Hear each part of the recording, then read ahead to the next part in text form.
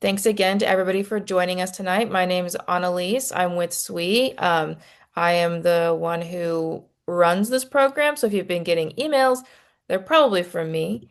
Um, and then just some quick reminders, there will be a Q&A at the end of this session. So if you have any questions that pop up and it's not something that like there's a break in the session to have it answered, I just recommend that you write your questions down off to the side so you don't forget them because sometimes things get lost in the chat.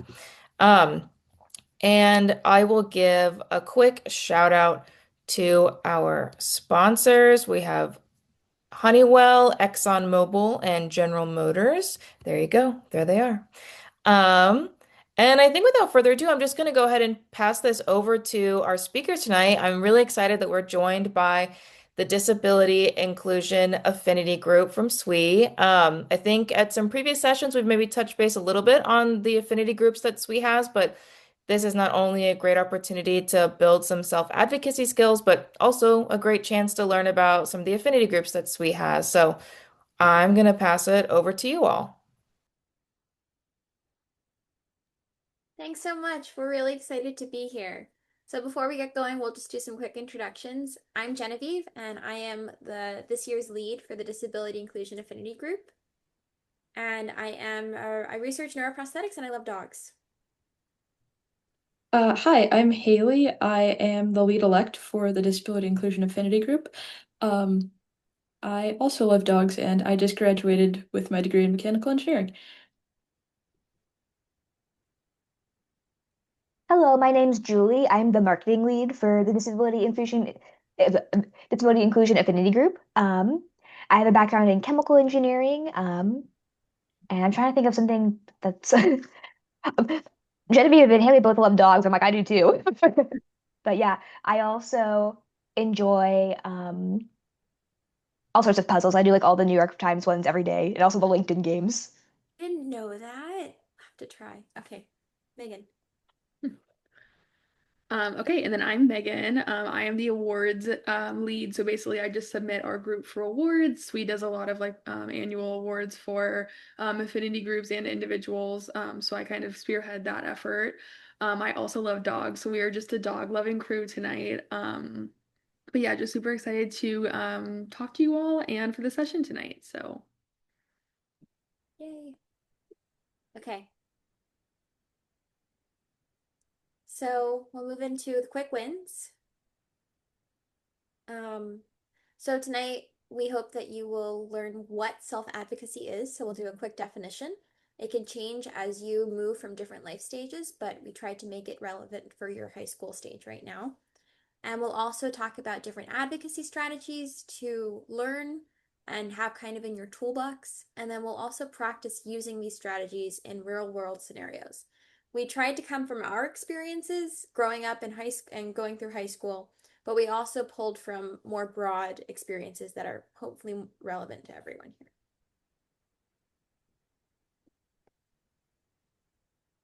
So just a little bit about who we are, and it is a mouthful to say Disability Inclusion Affinity Group. So Haley had the genius idea to come up with an acronym that was already just waiting for her to find, DIAG. So if you hear us refer to it as DIAG, that is why. Um, and our mission is to build a safe, supportive community for disabled engineers, caregivers, and allies to network and develop themselves professionally. We also recognize that there are unique challenges to everyone, while also being an engineer adds that a whole other layer. We're hoping that our group, DIAG, can serve as a community hub for members of SWE and also certain events we have that are available to non-members as well, with similar backgrounds and an overall interest and goal for promoting disability inclusion. So we're really glad to be here, and thank you for inviting us, Annalise. okay, so we're gonna get started just with a Mentimeter. So it's basically a word cloud if you are unfamiliar with what a Mentimeter is. So basically, if you scan the QR code or just go to menti.com and type that code in, you'll be able to basically submit some words that come to mind for you when you hear the word advocacy. And I'll go ahead and switch my screen share to the word cloud, and it'll auto-populate um, as you all put stuff in. So one of the other, yes, thank you, Genevieve. I was just going to ask if somebody could put that information in the chat so that I can pull up the word cloud to share.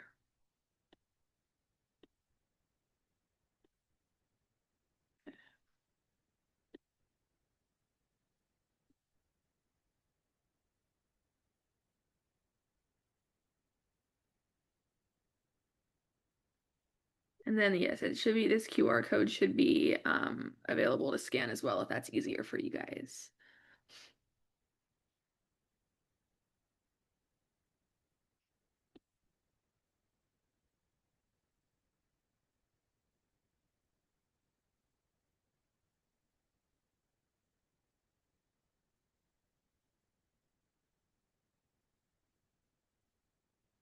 All right, I see some words coming in. Those are all awesome words.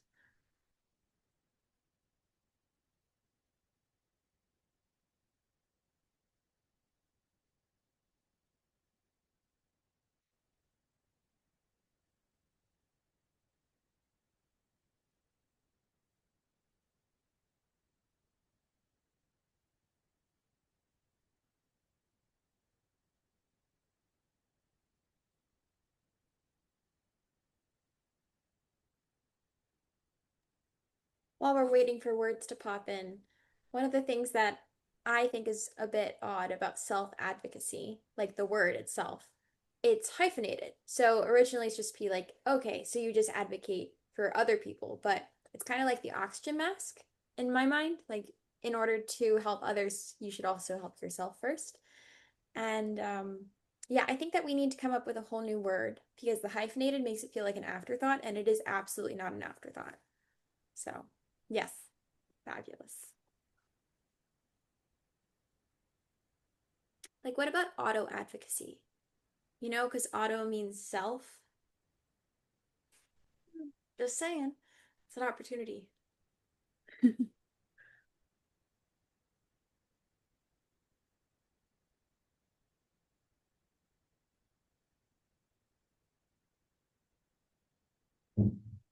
Okay, well, we have more words, and I think all of these really they're a good kind of way to get everyone's thoughts about what self-advocacy is before we go into our session. And I think that they're all very accurate depictions of what self-advocacy is to us.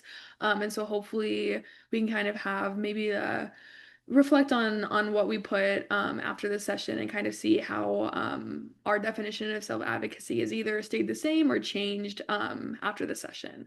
So thank you everybody for submitting words. They're all awesome. So we can go ahead and switch back to the PowerPoint. So give me 1 second.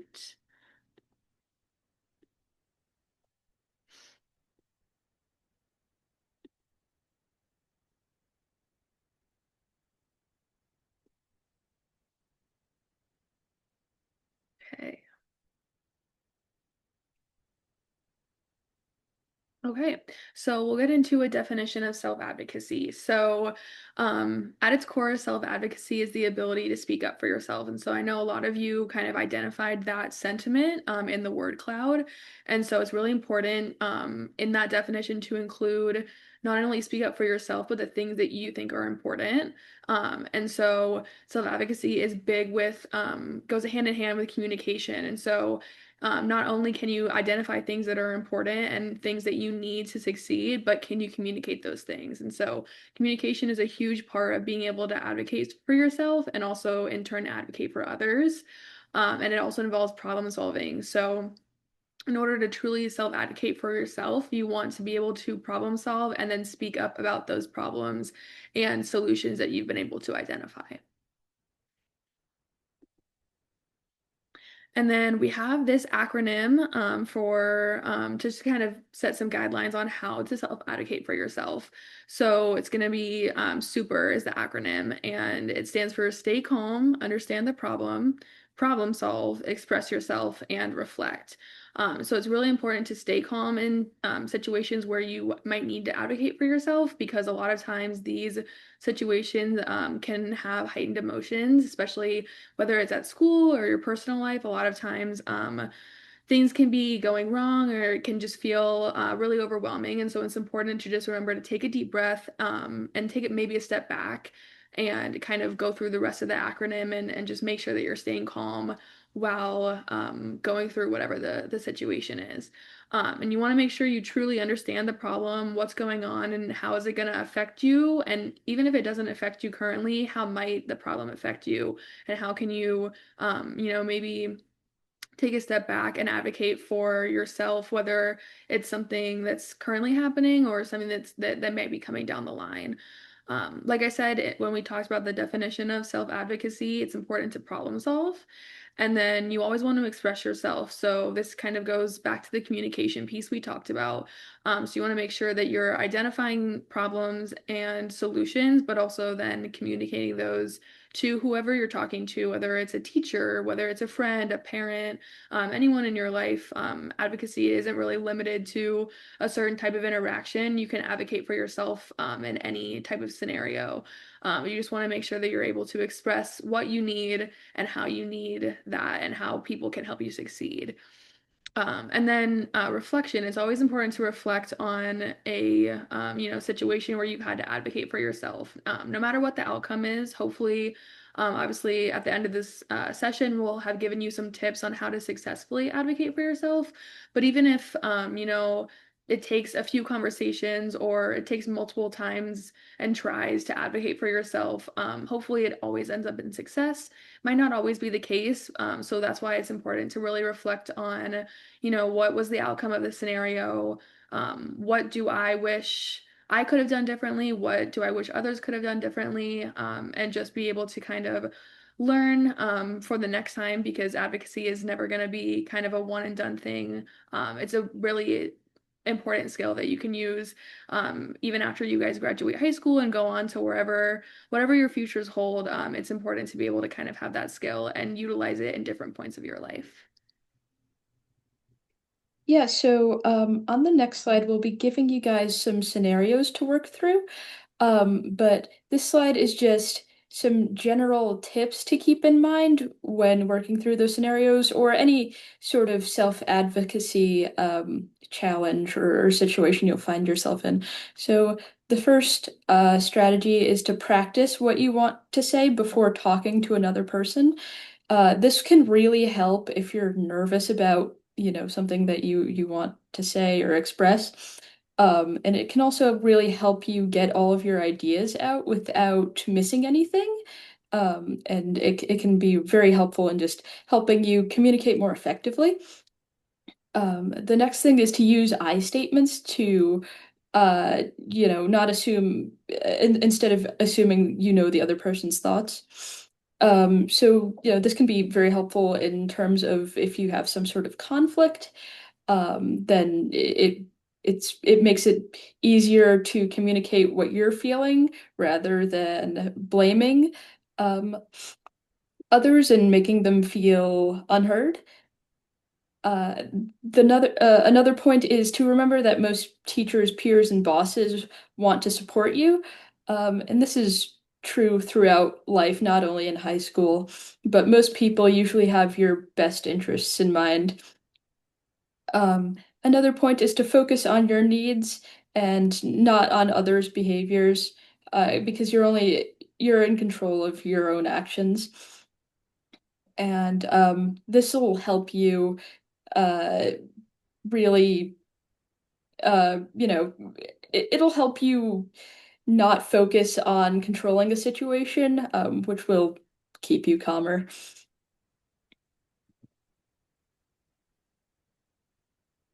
All right, so we're going to go ahead and get into the scenarios that Haley just mentioned. Um, these are 4 example scenarios that we came up with for like a school environment. So kind of what you all are experiencing right now. And so I think the original plan was to put everyone into breakout rooms and kind of pick a scenario that we can talk through in more detail. Um, but I'm not sure based on the amount of attendees if we want to pivot from that plan or just kind of maybe go through each and talk with that or talk through them as a group. I'm kind of open to whatever.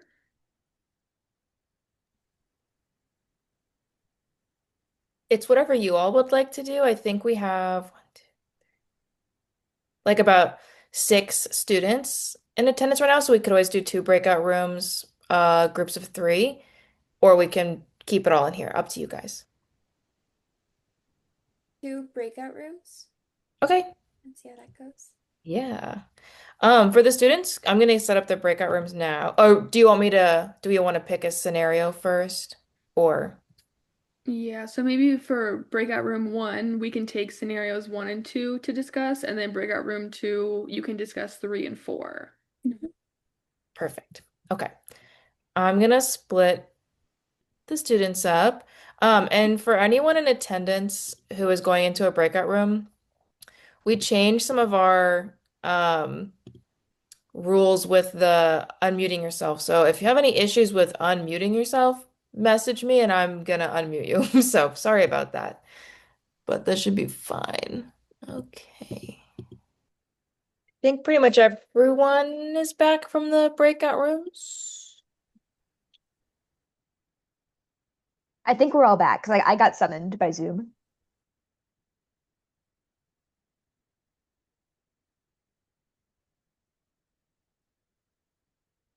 Okay, so yeah, if we're all back, if anyone wants to, share or comment on the scenarios that you talked about in your breakout rooms, that would be great. But if not, we can kind of just move on to an overview of, advocating for yourself in school, and then we'll talk about advocating for yourself in your personal life as well.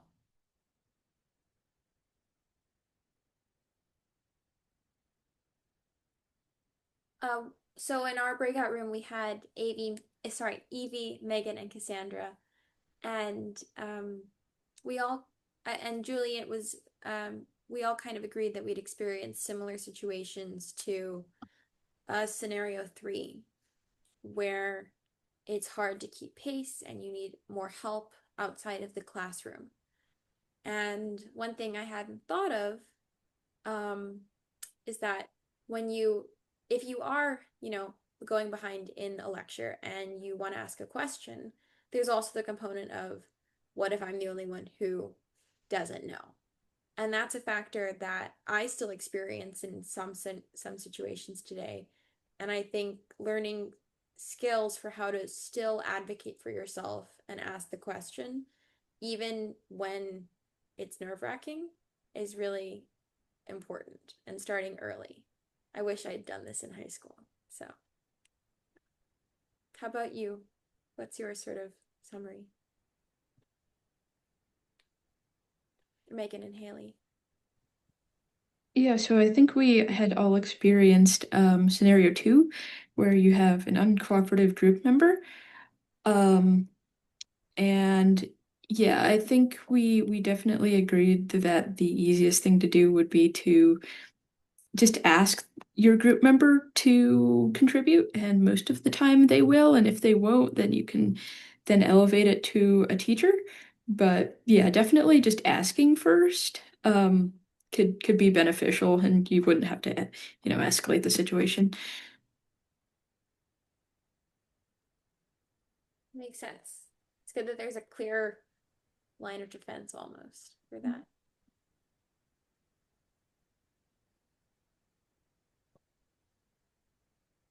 Unless anyone, or does anyone have any thoughts?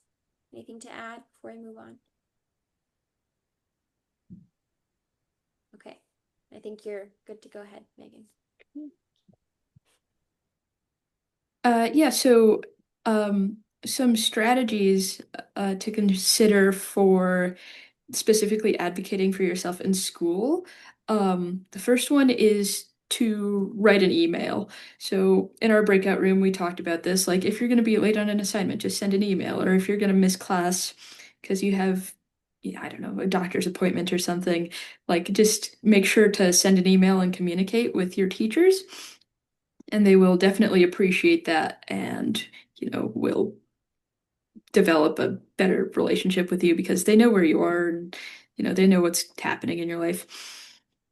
Another thing is to ask for meetings with your professors before you need them. This could be like a recurring, like once a month thing, just to like touch base with your professor, um, and see, where you're at, and if you need any help, you can like then communicate that, and it's just easier to advocate for yourself if you're, one-on-one with your teacher rather than around a lot of other people.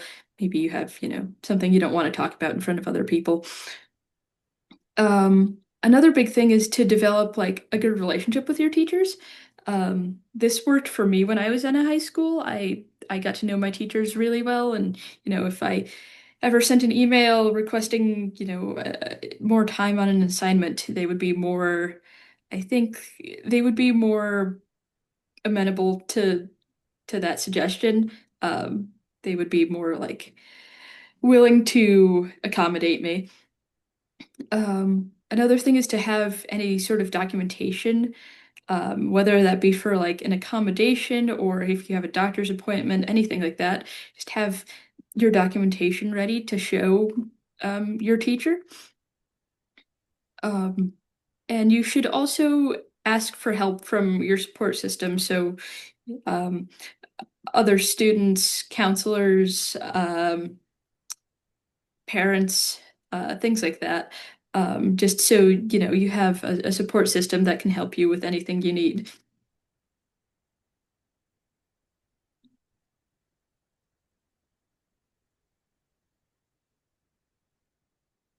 All right, and does anyone else have any other strategies that you would use, or things that, you'd like to add before we move to the next type of scenario? Maybe you can put them in the chat too. Yeah.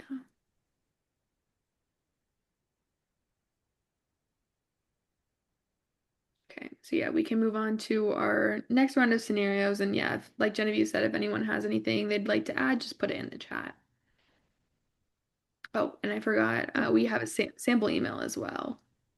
All good. Yeah, we have a quick example email that might work well for talking to a teacher. You might. I usually the main components I have are introduce yourself. If that your teacher has a specific title, I think especially for I guess for high school too, like you want to address them by how you would address them in class at the beginning, and then also introduce yourself, especially if you're either in like a large class or they might not. Maybe it's the very beginning of the school year, they might not know who you are. It's helpful to say, "Oh yeah, I'm a student in your fourth period history class" or something, so they can just make that connection more easily. Um, you can put a little bit of this of the situation in background. There's kind of different schools of thoughts on how much information you need to provide, but it can be help if it can be helpful. It can be a helpful segue to getting to your ask, where it's like, "Hey, I'm not feeling well. I need more time on the homework." You don't always have to go into like a ton of depth. And then make sure you include your request. I think that's probably the most important part to this. And I would recommend to make this specific as well because I've run into scenarios where I'm like, I've been told a teacher something's going on before, and they're kind of like, okay, what do you want me to do about it? So if you're asking for an extension, I like to put in like say, can I have until specific day? So they can just be like yes or no, and if they don't like it, they can always respond and be like, I can give you till Monday instead or something like that, and then include a sign off. And yeah, feel free to play with it as you would need for different scenarios. Maybe y'all are already writing emails like this.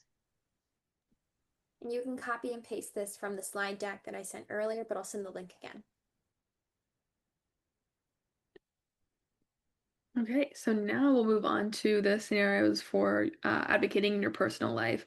So we'll kind of do the same setup that we did for the previous scenarios. I'll give you guys a second to read it while we get the breakout room set up again, and then two of us will come into the breakout room to kind of talk through the scenarios with you all. Awesome. I'm gonna get the room set up now. Okay, so since we are approaching the end of the session, if if anyone has any big takeaways from that breakout room discussion that you'd like to share, maybe just put them in the chat, and we can kind of finish up the slides that we have prepared just so we give a few minutes for questions at the end.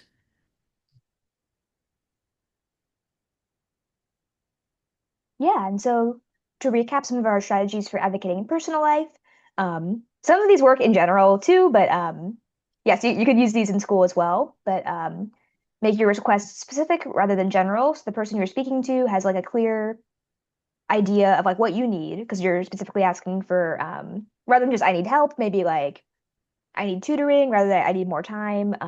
They know what you need and have a clear kind of plan of action and can see like what direction to take their support in. The second one is a reminder to rehearse what you want to say beforehand, especially if you're nervous or if you need to like brainstorm a bit. Sometimes I'll practice in the mirror, sometimes I'll like write things out.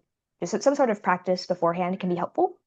You can also get support from others if needed. Sometimes I'll like run by my ideas with like a friend to be like, hey, does it seem like a reasonable ask for this scenario? You can also look at like online groups. There's pages like we have some resources that we've actually looked at the end of this where we got some of these scenarios from. They have more advice. That's like another resource. And I know some of y'all have resources in your schools um, that can be helpful for either getting ideas or for approaching. And yeah, if anyone else has any additional thoughts on things that might be well, please feel free to put them in the chat.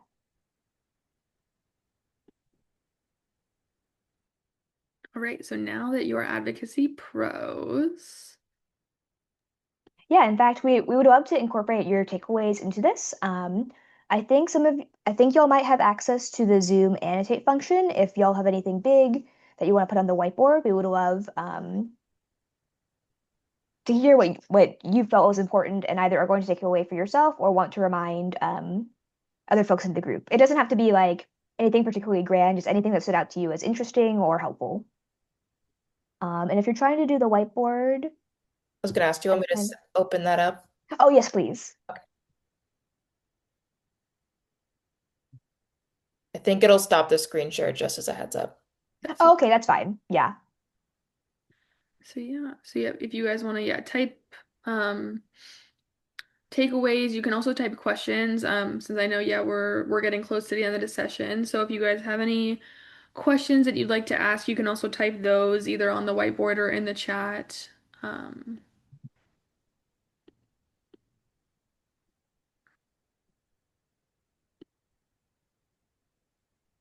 and so while we're waiting for people to type in, maybe I can't remember whose slide it is, but if we want to kind of go over our takeaways to kind of get the conversation flowing and the thoughts flowing. Yeah, so some final thoughts from DIAG. Just remember to be brave. It can be hard to advocate for yourself. I know it was a struggle for me. I was very quiet and felt bad about, asking for things I needed. I felt like a burden. But if you don't ask for those things, you won't ever get them. And asking for, the things you need it'll really improve your life. It'll, help you turn in your work on time and things like that. Um, uh, it is very important to advocate for yourself. And if you advocate for yourself, it can help others feel comfortable to advocate for themselves as well. If they see you doing it, and they see you getting the help you need, they can also feel comfortable to ask for help. Because yeah, when you show up as your authentic self, you can create a space for others to do the same. So. I agree with everything Haley just said. And it also made me think of like when you're raising your hand, if you ever been the first person to raise your hand and ask a question, and then afterwards, like everyone else raises their hand, that is such a powerful moment because you started that. You were the change maker in that situation because you advocated for yourself. And that's really cool.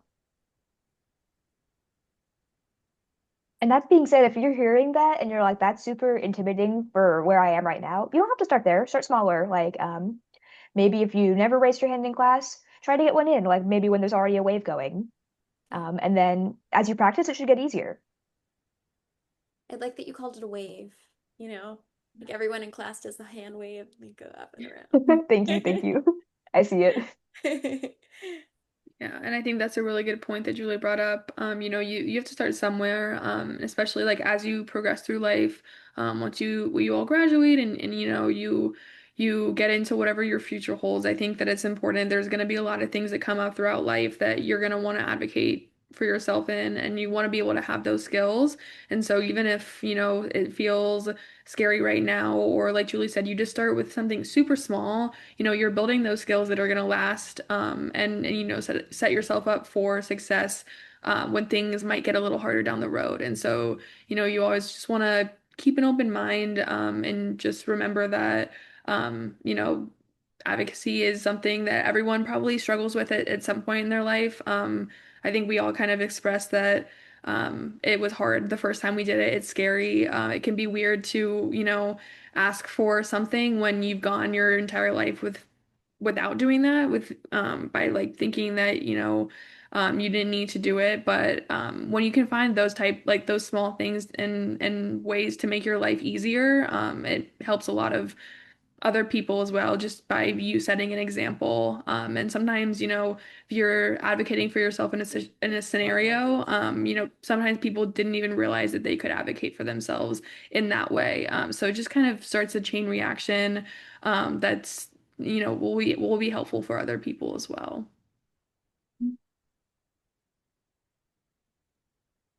Yay. Awesome. Did you guys have anything? We're at the top of that, or the top of the next hour. So, did you all have any other slides left in your presentation after this one? No, I don't believe so, because I know we just sent our like link tree in the chat. But I think that was the end of our slide deck. And you all have access to the slides as well. Yes, and I'll make sure to send those out to everybody. Any students, since this session is being recorded, when the recording is up on YouTube, I'll send out the slides along with the link so that everybody can follow along with it if they'd like. Um, I don't think we have time for a Q&A, but if you have any questions that didn't get answered tonight, please email me, or I'll put this in the chat. You can email outreach@swe.org and I can pass it along to DIAG. You can also email us as well if that's okay with you. We have our Yeah. sweet email that I've just put up in there, and I will also put it in the chat. Yes, absolutely. And I can include that when I send out the session recording too. So, Fabulous. Yeah. We're Well, very thank happy to help y'all if you have any questions. Yeah. you. Amazing. Thank you so much, Julie, Megan, Haley, Genevieve, for joining us tonight. This was a really excellent session. I just love how it was very like active and thorough, and I think like just a really great opportunity to like learn how to build self-advocacy skills, and honestly just a great session I think for people to even like view more than once if they feel like they want some practice. Maybe they're in one breakout room that didn't cover certain questions. You can definitely watch this and go over some of those questions by yourself or with some friends. If you're in a SWE club, could be a great opportunity for an activity for that. Um, and then thank you again to all of the students who joined us tonight. Um, I hope that you all had some great takeaways from tonight, and loved getting to see you all be active in the session. I'll give another shout out to our sponsors. We have ExxonMobil, Honeywell, and General Motors. Um, as I said at the top, if you have any questions, you can contact me. If you have any questions about the SHLA program, upcoming sessions, feel free to reach out. But I think that should be it for tonight's session. Um, yeah, that's pretty much all I have left. Thank you all for presenting and everybody for joining us, and I hope you all have a great rest of your night. thank you. You too. Thank you.